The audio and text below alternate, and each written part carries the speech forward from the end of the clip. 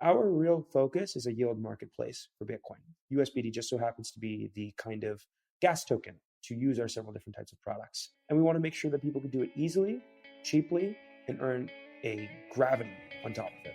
None of the information in this podcast constitutes investment advice or an offer, recommendation, or solicitation by WAGMI Ventures or any of its affiliates to buy or sell any securities. Hey WAGMI family, Benga here with another WAGMI Ventures podcast episode. Today I'm chatting with Sridhar. He's the founder and CEO of Bima Labs, a fascinating project in the Bitcoin Fi space.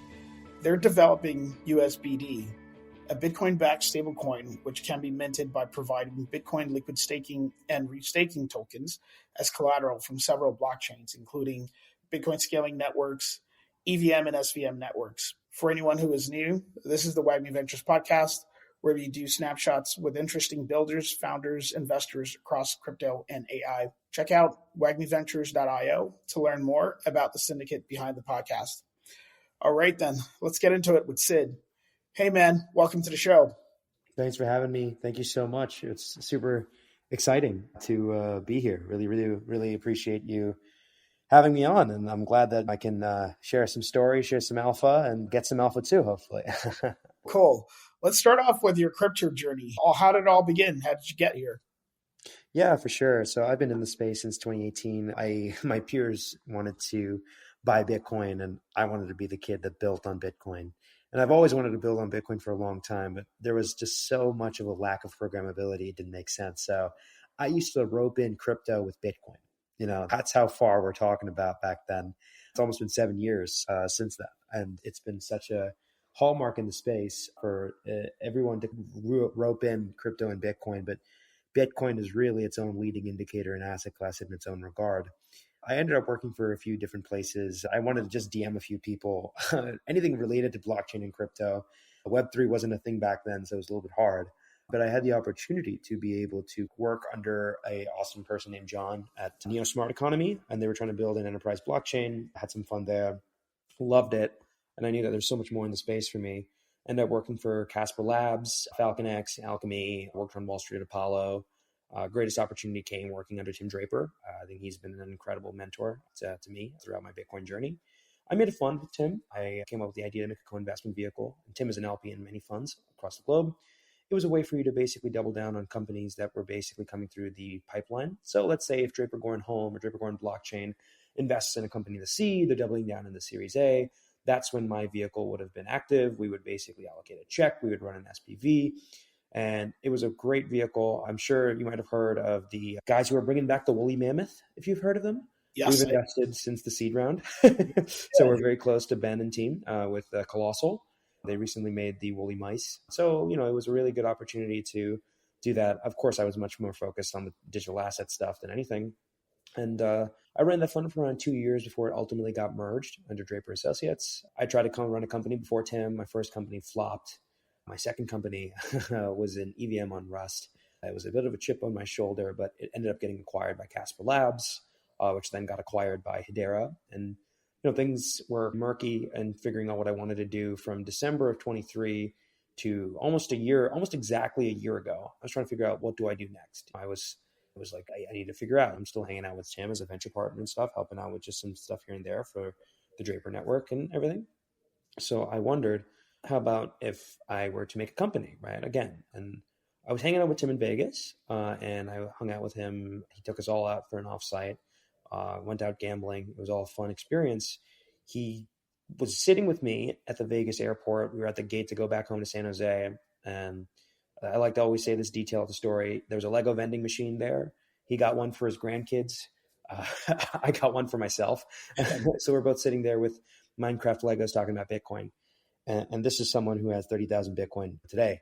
So very lucky kind of deal. The funny story that was there was when he was at the Silk Road auction, the U.S. Marshals auction, he was trying to buy 3,000 Bitcoin.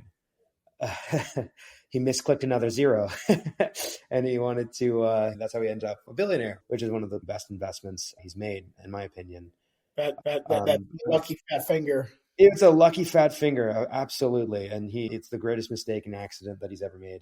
I ended up chatting with him about his Bitcoin holdings. And in that conversation, in a very candid conversation about Bitcoin, Bima was born. Bima is really a love letter to Bitcoin. It's everything that it should be. And I was always super excited to sort of build a product like this because it really made a lot of sense as to why it hasn't happened. It was a less of the tech kind of side and more of a BD kind of side. And I think we have the right kind of approach that's going to help us scale.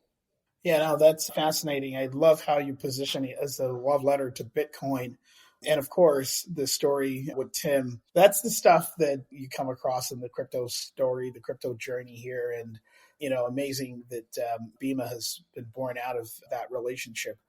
So talk to us about what USBD is and sort of what Bima seeks to address in the current financial ecosystem. Yeah, USBD, every stable has a use case, right? Athena is a structured product. USDC is exchange liquidity. USDT is exchange liquidity. USBD hopes to achieve an easier way for you to borrow against your Bitcoin. If you look at Morpho and Aave, you're seeing ridiculous rates for borrowing USDC, but horrible rates for lending Bitcoin. And that's exactly the paradigm shift. You are paying 11% to earn 0.7%. That doesn't make sense. It's a negative sum game. What we're doing is inverting it. Why don't you just pay 1% to earn 10, 20, whatever percentage APY that you fit into a strategy? That's the benefit of a protocol like ours, is think of us less as a stablecoin. Think of us more like an on-chain hedge fund for your Bitcoin. You are bringing your liquidity in whatever form it exists, and you're acclimating different types of points and rewards, if it's an LST or an LRT, and you are borrowing to mint a position of USBD, which is the main stable, to basically deploy it through several different types of strategies. If you're a points farmer, go ahead. If you're someone who likes a little bit more CDFI kind of yield and exchange traded strategies, there you go. If you're someone who wants to even work with RWAs, we'll be working with that too. Our real focus is a yield marketplace for Bitcoin. USBD just so happens to be the kind of gas token to use our several different types of products. And we want to make sure that people can do it easily, cheaply, and earn a gravity on top of it. Well, yeah, that's pretty fascinating. And I think it's pretty clear your use case versus all the others in the market today. I think connected to the financial ecosystem use cases on a purely yield generation side, I know we both share a passion for social impact. How do you, yeah. So would love to understand like that, how that angle plays out with USBD and promoting financial inclusion, particularly in emerging markets. Yeah, for sure. So I really do see a majority of the sort of African and Nigerian community available within the sort of crypto space in a similar kind of regard for Latin America. When I was at Draper Associates, we knew an Argentinian family office that was a millionaire 3 times over. Each and every single time they lost their money because of the Argentinian inflation rate. They were millionaires 3 times because they lost their millions 2 times. So I don't even want to ask them, how are they doing now? But there was just such a paradigm for why Bitcoin was so important to these people. But then it was also a little bit of a downside risk that they felt with volatility. And this is probably when Bitcoin was at 40K, 60K. This wasn't, where we are right now. So Bitcoin was a little bit more of a sort of downside risk volatility. It had more of a chance to go to 0 than it did to have it go to 100. And I don't think it's going to go to 0 at all. But now this is where a product like ours becomes super important, because now you get the best of both worlds. I was a big Hannah Montana fan as a kid.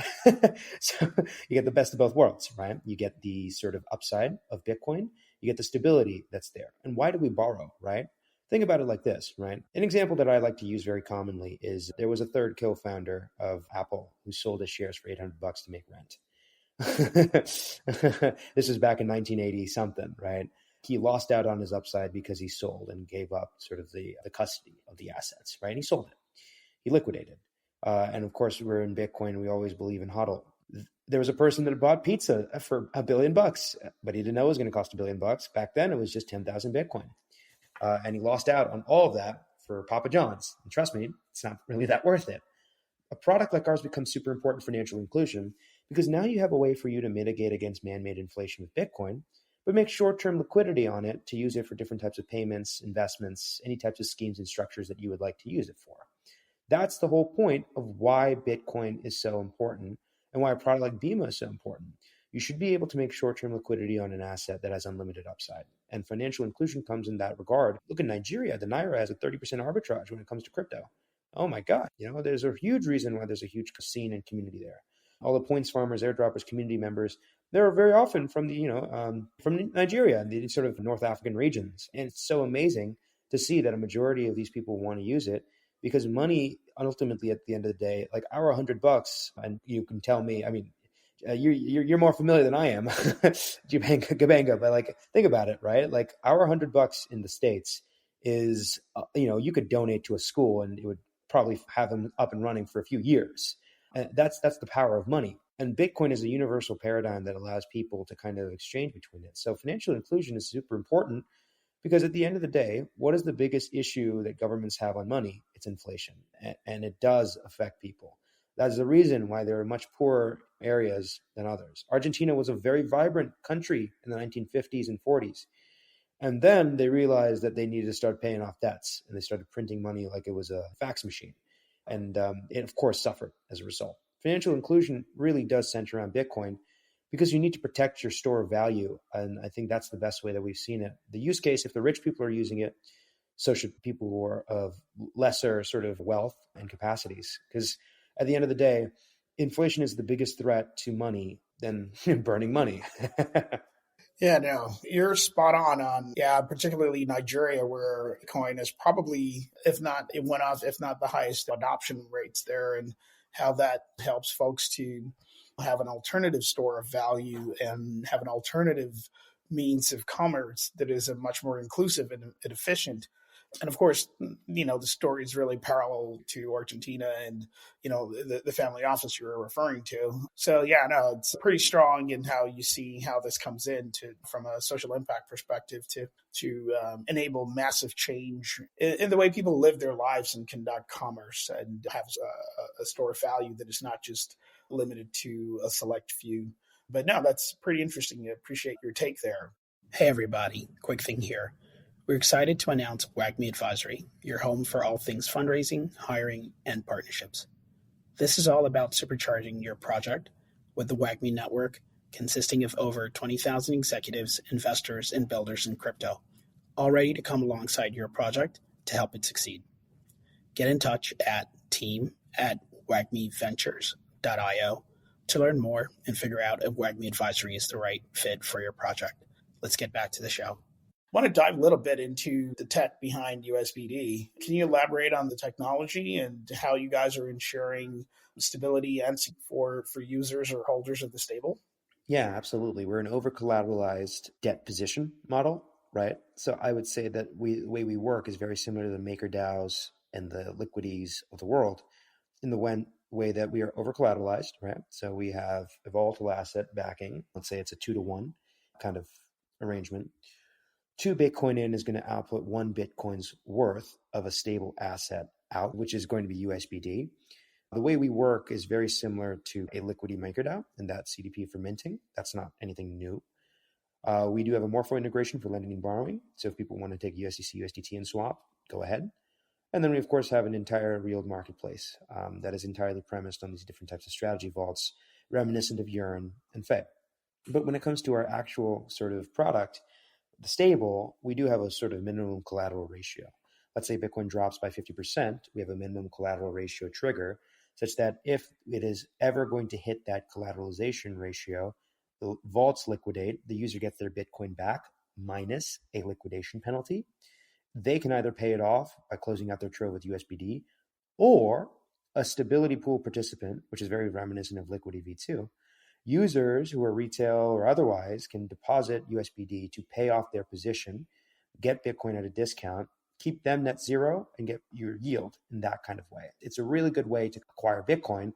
It's by paying off other people's loans. It's like you're foreclosing on a bank. I don't know if you've watched Happy Gilmore. That's the scene that I think about when the grandmother's house is being foreclosed on. They're liquidating and selling all the assets because she can't pay it off.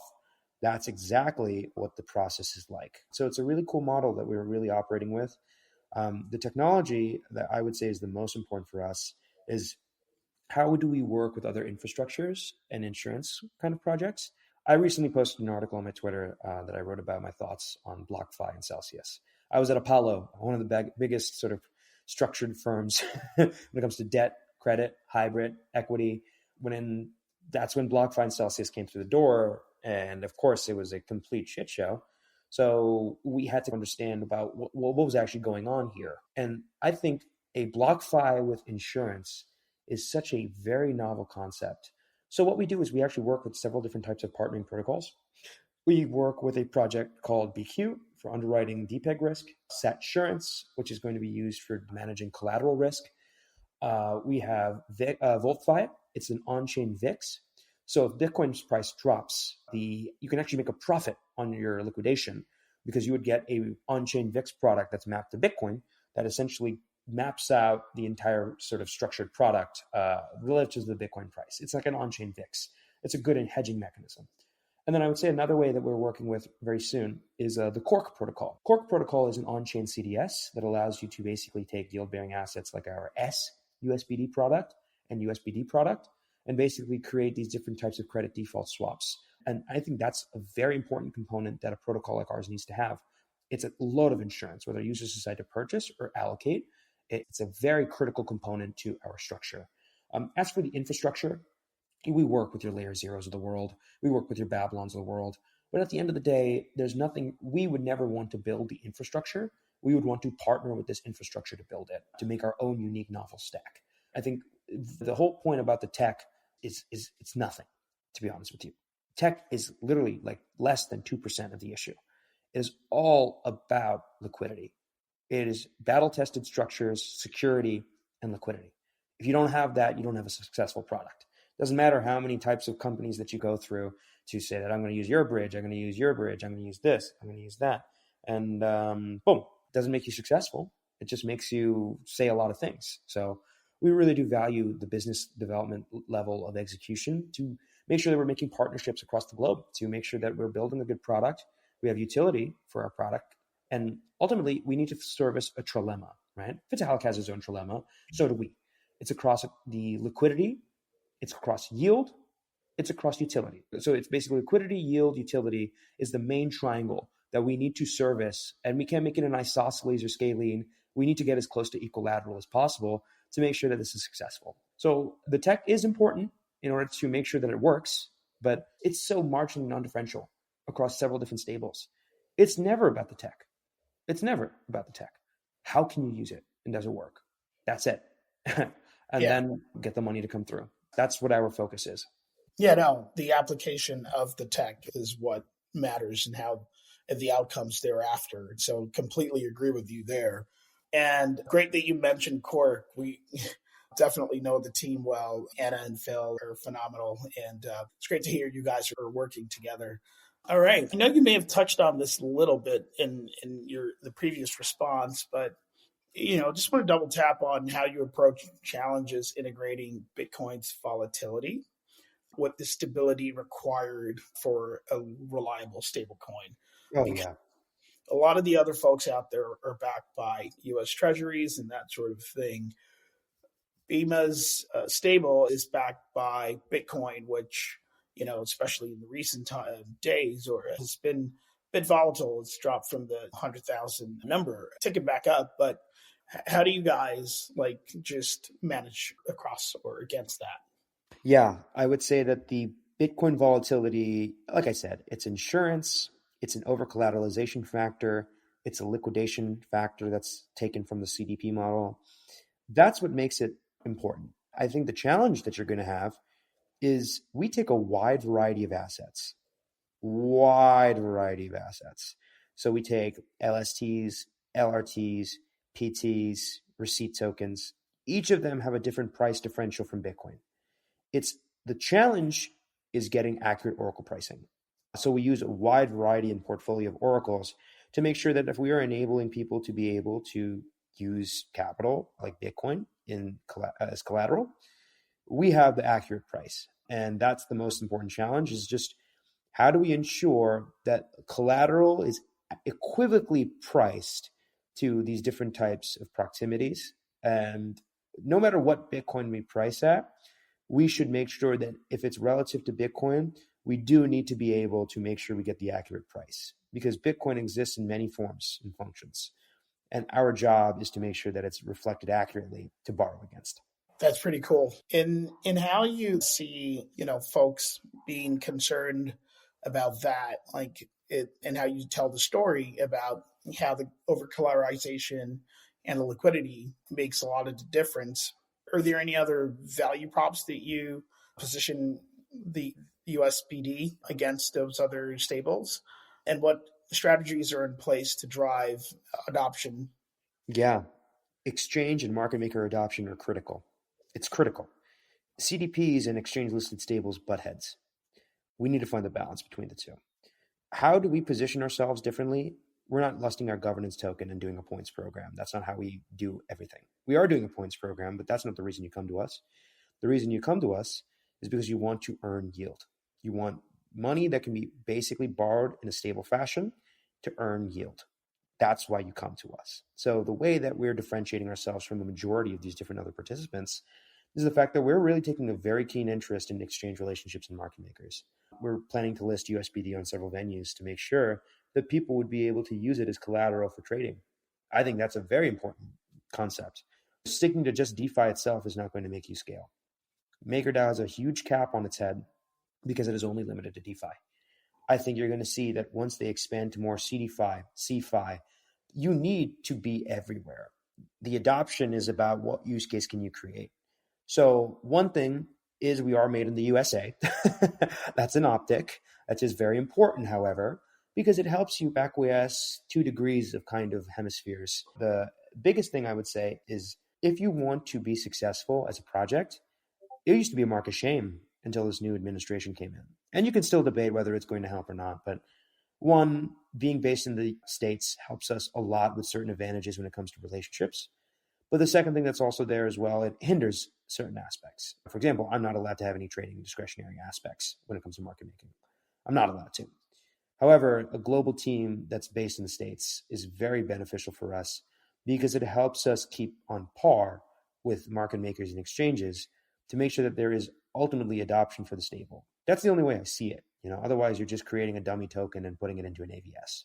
There needs to be more. And in the first 3 months, while we'll focus on strategies that are very points farmy like, I think you should understand that the goal is much longer. Hopefully within the year, you're going to start being able to use these different types of USBD assets for your delta neutrals and beyond.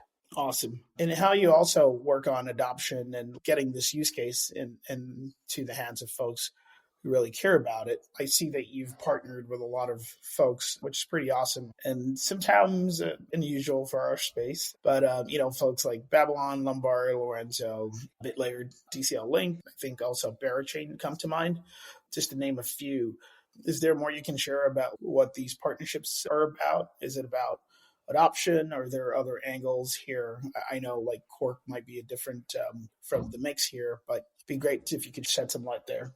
Yeah, very simply, in the same way that we want a liquidity bootstrap, they want a yield bootstrap, and they want an effective mechanism to do so. That's why a project like ours is super important, because it creates a stable asset for you to basically borrow against and use for yield. So I would say that the main reason that we would work and are working with as many as possible is because you need to really conquer a lot in Bitcoin. And although we're focused on doing one thing, which is borrowing against Bitcoin and using it for AVSs or different types of yield generating opportunities as collateral, what we want to basically have is velocity. And velocity is not something that Bitcoiners are accustomed to. However, these partnerships are where velocity starts. Everybody has already gone through it. Have you seen an electron energy map? There's a certain degree of energy that an electron needs to be excited in order to do some sort of a reaction, correct? That's like a energy hurdle. So the energy hurdle for Babylon, Barachain, and all these ecosystems, they have already found the BTC people. Our job is to make them happy. That's why the partnerships are important in this space, is that in BTC-Fi, we really do need to create some sort of synergistic ecosystem such that people with Bitcoin can earn yield on top of yield. There's something that you can do with the dollar. Give it up. There's something you can't do with Bitcoin. That's the same thing. So that's really our focus, is working with these different types of providers. I definitely want to shout out IBTC. Self-custody Bitcoin wrapping is lovely. Of course, Babylon team is phenomenal with what they're planning for their ecosystem and their entire overall. They are patriarchs of this entire sort of community. But BTC-Fi, it's a BD game. And it's just, how do you get people to accept and use your product and use it for the next? You can get 1 degree of yield on the dollar. You can get 5 with Bitcoin. Go through an LST, go through an LRT, go through PTs, go to Bima, get USBD, put it in a strategy, go to SUSBD, put SUSBD on Hourglass. Good luck. You're going to have a lot of fun basically using these kinds of assets. They're basically creating a huge loop for you to basically enable an economy that is stimulated with the BTCFi ecosystem. And their partners, especially, are going to be incredibly key for us. Whether it's an L2 that might not have any synergy with Bitcoin just yet, it's liquidity. And liquidity is extremely essential for a stable like ours. Yeah, liquidity is king for any of these projects, and particularly where you're trying to get adoption and use. So totally makes sense. Well, I think it's been a while now since you closed your seed round at 2.25 million, with strong support from a number of the ecosystem players here. How do you plan to allocate these funds? How's that been allocated for the growth and development of the project? Yeah, I would say that we were very happy to raise an incredible round by some incredible backers, including Portal Ventures, Tim Draper, Halo Capital, Delta Blockchain, and a few other notable people, many of which are KOLs I would like to quote in the space. Charlie, Smokey, Mr. Block, and a notable sort of cabal of, I would say, a brain trust. Others have cabals, we have brain trusts of people who are helping us make sure that we can succeed as much as possible. So I would really say that the way we are going to allocate funds, we have finished a majority of the tech lift. The tech lift is done. We've gone through 4 audits. We have gone through several designs. We finally stuck to one that works. Our testnet is fully functional. You can use it. We're going to go mainnet quite soon. Tech is done. Now it's time to sell these things. So our job right now is purely BD and marketing. I think marketing and BD and community building is a very important, essential project for us, especially in this regard. So yeah, I would say a majority of this is going to be aimed towards our partnerships. And this could be, marketing. This could be listings. This could be legal advice for how we sort of structure our pathway. But that's really a majority of the use of funds for our current round or our last round. It was, how do we make sure that we, within this next year or so, get as much bang for buck as possible? And that's exactly what we've done. Wow, that's awesome. Be looking forward to see what you guys do in how you've build with the next round. And that kind of just leads me to think or to ask, what developments are on your roadmap for 2025? What is exciting for us to look forward to? Yep. Look for mainnet soon. Look for listings on exchanges soon. And this is the stablecoin. When the common question is when TGE, we'll let you know. But the real focus right now is our roadmap is now, how do we get real money, real users to start using this and making sure that we can prove this proof point of product market fit. Awesome. Finally, before we close here today, would love to hear what else excites you in crypto outside of Bitcoin Fi, stablecoins, LST, LRTs. Be curious to learn what else you're keeping your eyes on. Oh, I'm keeping my eyes on a few projects, that's for sure. I think there's a cool project that's coming out soon. They're basically an AVS. And what they're doing, and okay, so there's a lot of LARP. There's a lot of LARP in crypto, all right? There are people that are like saying, we're AI and we're on Bitcoin and we're doing this and doing that. And I'm like, Jesus, pick a buzzword, please. Just pick a buzzword and go with it, man. But I'm very excited for this one project called Tano. What they're basically doing is creating an entire self-service economy for AI and just using Bitcoin as collateral. So they're basically saying, so many people are paying so much money for all these AI tools. And what they're basically saying is, why don't you just do on-chain AI execution using our platform and users just pay small fees? And what they're basically doing is they're creating revenue to basically have a way such that it's like an AWS pricing model.